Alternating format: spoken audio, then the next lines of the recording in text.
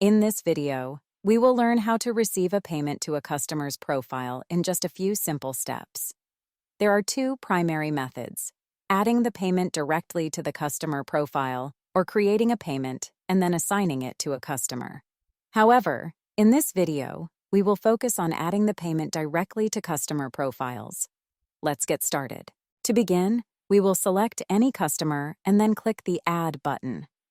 Next, select Receive Payment to navigate to the Receive Payment page. This page contains numerous fields for entering information tailored to your needs.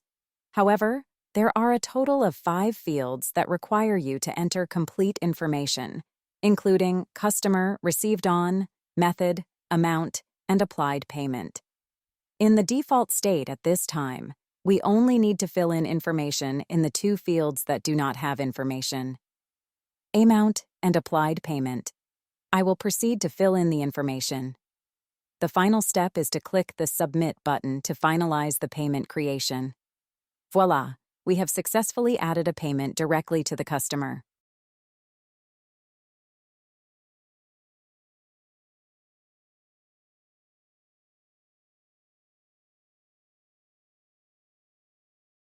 Want to learn more tips and tricks on how to use Blixo?